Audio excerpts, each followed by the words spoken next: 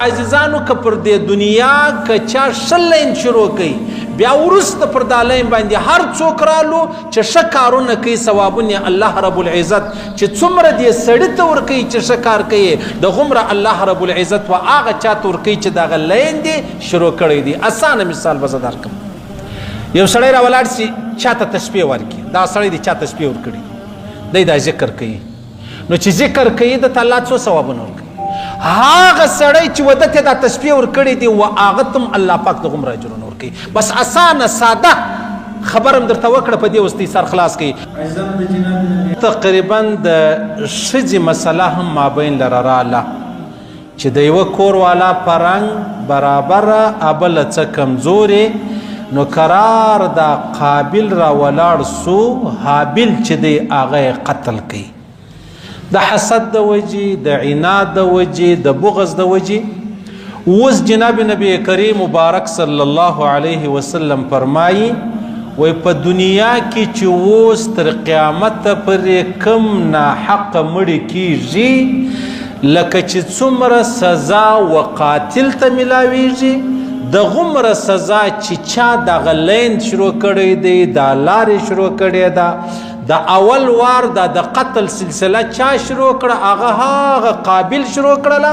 پیغمبر علیه الصلاة والسلام مبارک فرمایي نن هم که چا یو څوک ناحق وژلی دی دلته د دې قاتل څومره لوی ګناه ده څومره لوی جهنم دی د قاتل دپاره.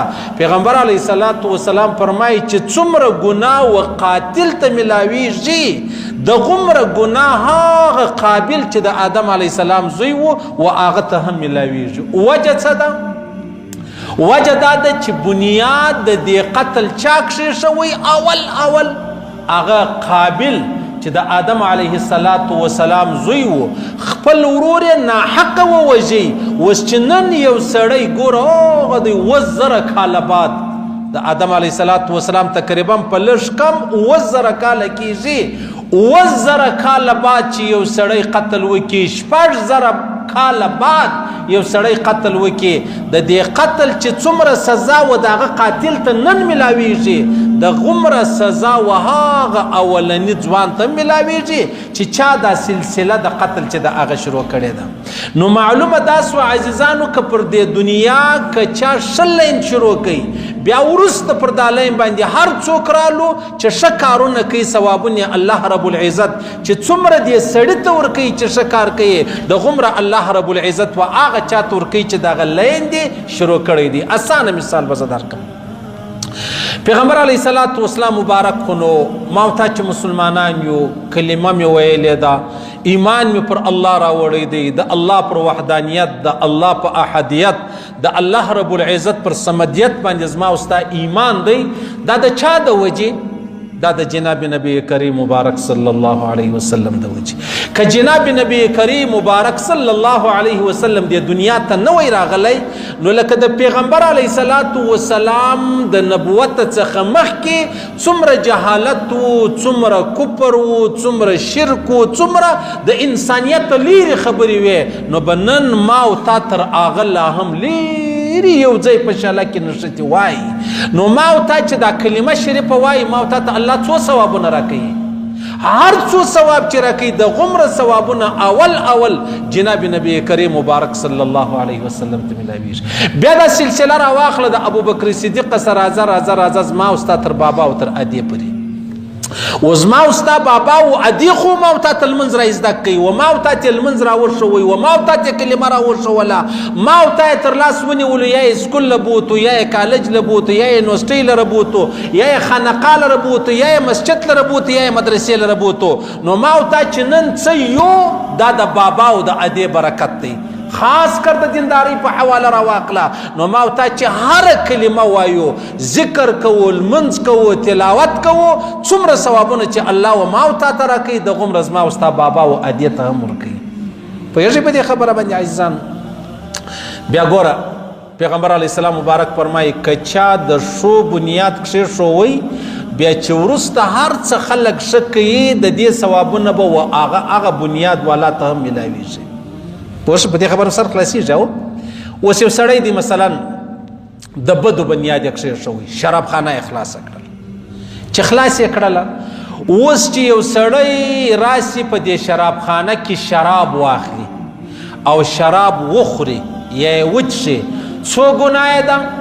څومره ګناه چې الله سزا و دې شرابي ته ورکوي، د غومره سزا چې چا د دې شرابو بنیاد ایښی دی، یا یې پیکشۍ خلاصه کړې ده، یا یې دکان خلاص کړی دی، یا یې لیسنس اخیستی دی، څومره ګناه چې شرابي کوي په دې شرابو باندې، د غومره ګناه و هغه سړي ته میلاویږي چې چا د شراب و چا ته اسانه کړي دي.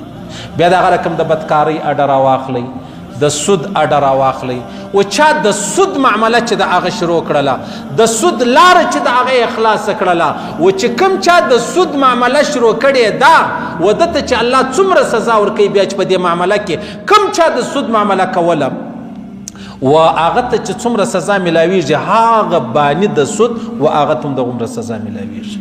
یا دغه رقم د رشوت راواخلئ، یا دغه رقم د بدکارۍ راواخلئ، بدکارۍ اډه یې خلاصه کړله. چې خلاص یې کړل، اوس یو سړی راځي خدا مکه بدکاري کوي، و دغه بدکارۍ والا ته چې الله څو سزا ورکوي، د غومره سزا الله و هغه چا ته ورکوي چې دغه د بدکارۍ اډه یې خلاصه کړې ده. هغه که بیا رکشې والا و، هغه که اوبر والا ولو، هغه که بیا ټکسي والا ولو، هغه که بیا وټل والا و، هغه که بیا یو کمره په کرایه ورکړې وله، دا ټولې خبرې چې څومره ګناه په دې ځای کې کېږي، سزا چې څومره و دې خلکو ته میلاویږي، د غومره و هغه چا ته میلاویږي چې دغه سلسله یې شروع کړې ده. اوس په دې خبره باندې عزیزانو ابوبکر صدیق فرمایي رضی الله تعالی عنه، وایي خوش قسمت سړی هغه دی چې دی مړ شي نیکي ژوندی، دی مړ شي نیکي ژوندی. او دغه نیکي نو اسانه مثال به زه دې ته درکړم، اوس د چا به بابا وادي ژوندی که ژوندی الحمدلله، که نه نو بیا نیکه و انا وګورئ. اوس کله و چاته د ادي قرآن پاک ورپاته سي، کله و چاته د بابا قرآن پاک ورپاته سي، صحیح سلو. اوس چې دا بچی دا قرآن وایي، ګر سره وایي دی نه چې هلته پروت دی، د بابا په پیسو راوړل سوی دی، اوس دلته دا قرآن چې پروت دی دا صدقه جاریه ده، دی مړ دی نیکی ژوندی ده. بیا چې څوک تلاوت پکې کوي، بیا چې کوم سړی تلاوت کوي هغه ته الله څو ثواب ورکوي، دا قرآن پاک چې د چا دی چا راوړی دی و هغه چا ته هم الله د غومره ثواب ورکوي څومره چې تلاوت والا دی. او ابوبکر صدیق فرمایي بدبخته سړی هغه دی چې دی مړ شي ګناه یې ژوندی. ګناه څه معنا؟ اوس دنیا بله خوا ته ولاړه عزیزانو، پخوا د ګناه د ژوندۍ ډېر کم چانسونه ولو، اوس دا یو زموږ ته ویډیو وي راواخلئ، غلطې ویډیو وي، صحیح سلو، بې ځایه ویډیو وي، د ډانس راواخلئ، د بل دا چې سبا دغه چې کومه ټیک ټاکرۍ دا مړه سي، یا دا ټیک ټاکر دغه مړ سي، دا چې دا ستا غزلې پاته سوي دي، دا ستا موزیک پاته سوی دی، دا ستا ډانس دا به څه شي نو؟ دا خو میټاویږي نه، دا میټاویږي نه. بدبخته سړی هغه دی چې د هغه داسې ګناه پاته سي، دی مړ دی ګناه چې د هغه یې ژوندی ده.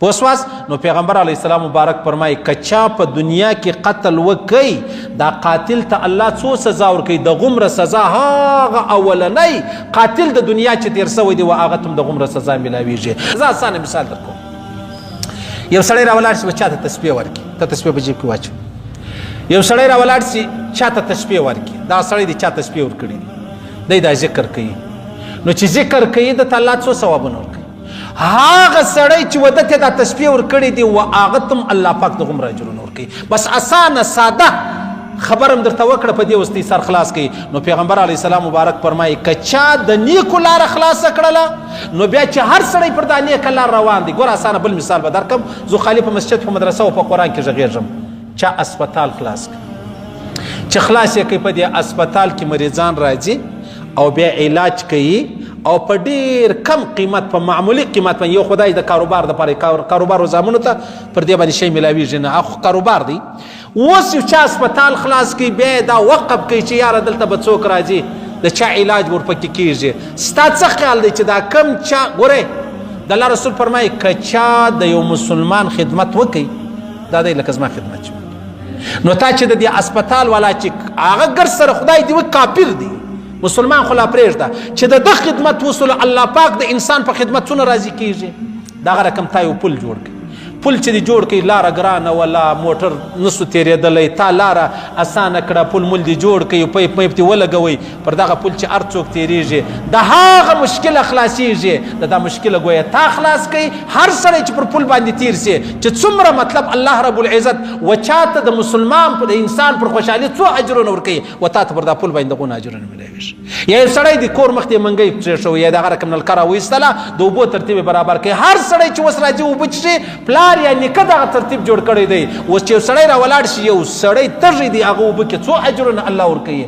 دغومره اجرونه الله رب العزت و هغه چاته ورکوي چې دغه لارې چې د هغه یې برابره کړې ده. الله دې موږ ته رانصیب کړي، الله دې موږ ته د رښتیا ورانصیب کړي. موږ پر بله خوا روان یو، زموږ دې خبرو ته پام نشته چې مړه سو یا موبایل پاته سي یا مې دغه رقم مطلب ویډیو پاته سي یا دغه رقم غزل او موزیک مې پاته سي. صحیح سو دا ډېر ګران کار دی.